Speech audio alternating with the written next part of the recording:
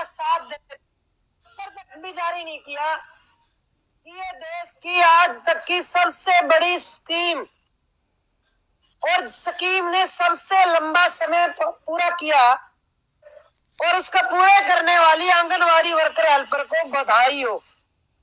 और तो छोड़ो, हम फेडरेशन की ओर से बधाई देते कि जिस समय आईसीडीएस के अंदर महिलाओं को काम के लिए लाया गया, चाहे छोटी सी तनख्वाह के रूप में लेके आए, कम से कम असली में हमारी जब वुमेन एम्पावरमेंट की हम बात करें, जो महिलाएं आंदोलन में आई और जो महिलाओं ने देश के अंदर एक अपना योगदान पाया, अपने अंदर की शक्ति को पहचाना, उसके लिए हमारा आईसीडीएस का प्लेटफॉर्म हमारे लिए बहुत लाभदायक है। 2 अक्टूबर 1975 को यह स्कीम शुरू हुई और इसको पायलट प्रोजेक्ट के नाम पे एक राज्य में एक प्रोजेक्ट शुरू किया गया। आपके राज्य में भी कछूरा नाम का ब्लॉक सबसे पहले शुरू हुआ 1975 में, और जब ये शुरू हुआ आंगनवाड़ी हेल्पर को 35 रुपए महीना, 1 रुपया 5 पैसे दिहाड़ी पे हेल्पर, अंडर मैट्रिक वर्कर को 100 रुपया और मैट्रिक पास को 125 रुपया। कई बहनों को लगता है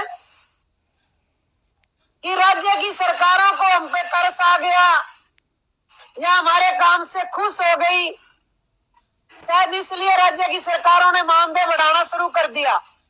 इसीलिए मैं इस पिछले स्टेप में जा रही हूँ। 5 साल के बाद भारत की सरकार सिर्फ 25 रुपए बढ़ाती थी, 5 रुपए सालाना, जब तक फेडरेशन नहीं बनी। हमारी फेडरेशन 6 जनवरी 1991 को हमारा पहला सम्मेलन संपन्न हुआ। 91 से पहले आप किसी भी राज्य के दस्तावेज आरटीआई लगा के देख लो, किसी भी राज्य ने 1 रुपया भी राज्य सरकार से बढ़ाया नहीं आंगनवाड़ी का। कितने साल हुए? 75 से लेके 91 तक 16 साल, एक सिंगल रुपया भी नहीं बढ़ाया 16 साल में किसी की राज्य की सरकार ने, क्योंकि कोई मांग पत्र बनाने वाला, गाइड करने वाला अलग अलग राज्यों में संगठन बने।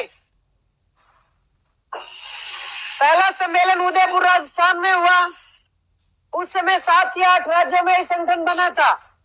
हरियाणा में उस समय नहीं था शायद। उसके बाद बना पंजाब में 1986 में बना संगठन। पंजाब में नूरपुर बेदी में पहला प्रोजेक्ट था। वो तो पूरे देश में एक प्रोजेक्ट एक राज्य से हुआ और केंद्र शासित प्रदेश में हुआ। टोटल 25 प्रोजेक्ट शुरू किए गए। उसमें साथियों 5 साल बाद 1980 में 25 रुपया जब बढ़ा, हेल्पर के 15 रुपए बढ़े, उसको 5 रुपया साल का भी नहीं दिया, उसको 3 रुपया 1 साल का दिया इंक्रीमेंट। हेल्पर का 50 रुपया, अंडर मैट्रिक का 125 रुपया और मैट्रिक का 175 रुपया। 1984 में मैंने ज्वाइन किया, उस समय मेरी हेल्पर के 50 रुपए थे, मेरा 175 रुपया था 1984 में। आज से 41 साल पहले 5 साल के बाद ही 25 रुपए बढ़े। जब आंदोलन हुआ, फेडरेशन बनी, अलग अलग राज्यों में आंदोलन हुए, कहीं 400, कहीं 800, कहीं 1000, कहीं 2000। हमें आज भी याद है, पुराने पोस्टर पड़े हैं घर पे। जब 500 रुपया मिलता था तो लिख लिया 3000 रुपया दिया जाए, तो हर वर्कर पूछती थी कभी 3000 होगा, इतना लंबा क्यों लिख दिया। जब 1500 2000 हुआ तो लिखने लगे 5000 दिया जाए, जब 3000 हो गया तो लिखने लगे 10,000 दिया जाए, और अब 10,000 हो गया तो 26,000 दिया जाए। तो ये कॉन्फिडेंस किसने बढ़ाया? आंदोलन ने। कि जब ये 500 से 3000 वाला टारगेट पूरा किया, 3000 से 10 वाला पूरा किया और 10 वाले से 15 वाला आपने पूरा किया, तो हम 15 से 26 वाला पार क्यों नहीं कर सकते? क्योंकि हम तो शुरू करने वाले अभी जिंदा हैं, अभी आंदोलन में है। ये पुरानी पीढ़ियों की बात तो है नहीं कि हम पुराने पीढ़ियों की बात कर रहे हैं। हम तो शुरू करने वाली पीढ़ी के लोग हैं जो अभी तक है। फेडरेशन के पहले दूसरे सम्मेलनों में जाने वाले, मैं तीसरे सम्मेलन से जा रही हूं जो भोपाल में हुआ था 1998 में, उसमें मैं डेलीगेट थी।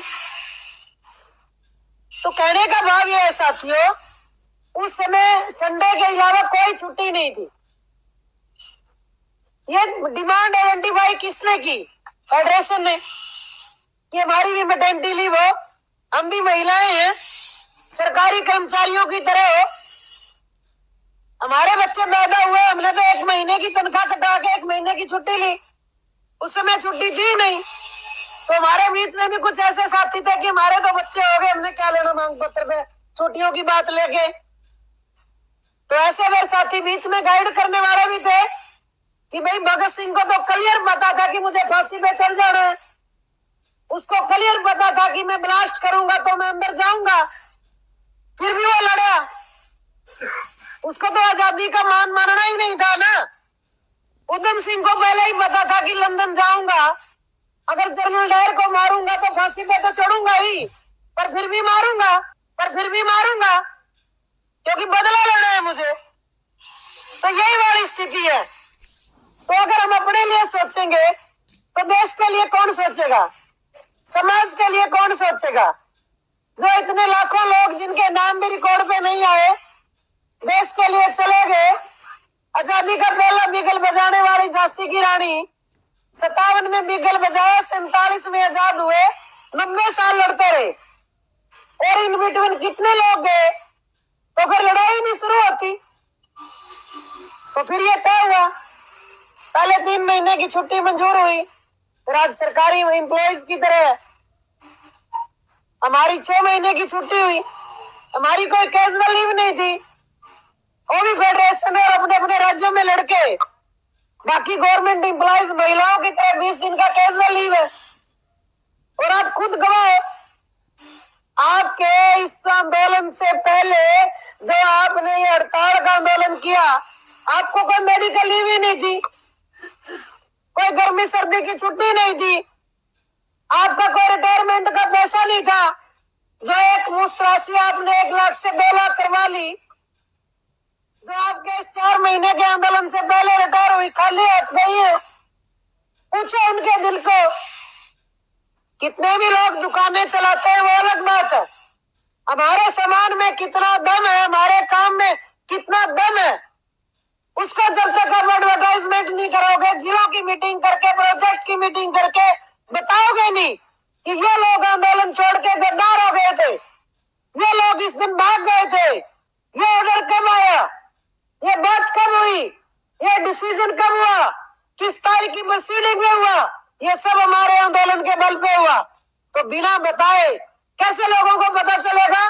सब्जी वाला भी रेडी में सब्जी की क्वालिटी बताता है, टमाटर लाल लाल, तब जाके महिलाएं बाहर निकलती है कि देख के आती हूँ कैसे है, तभी लूंगी देख के। तो अगर आप संगठन की एडवर्टाइजमेंट नहीं करोगे, अपनी लड़ी हुई लड़ाइयों को पर्चे के द्वारा, मीटिंग के द्वारा, संगठन के द्वारा बताएंगे नहीं, तो सीआईटी से संबंधित और दुकान चलाने वाले लोगों में क्या फर्क है? जनहित मुद्दे, लोक हित मुद्दे लेके कौन लड़ता है, तभी लोग बात सुनेंगे।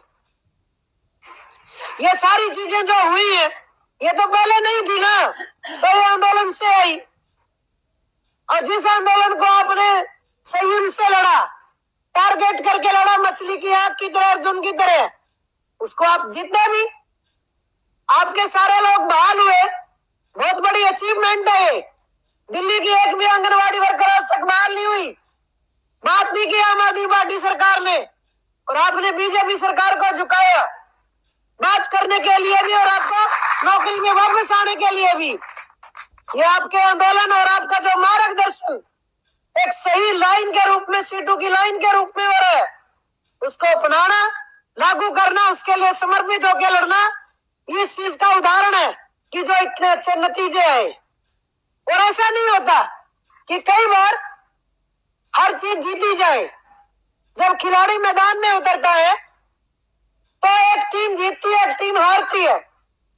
ऐसा नहीं है कि हमेशा हम ही जीते, कई बार सरकार भी जीत सकती है और बहुत बार जीतती है।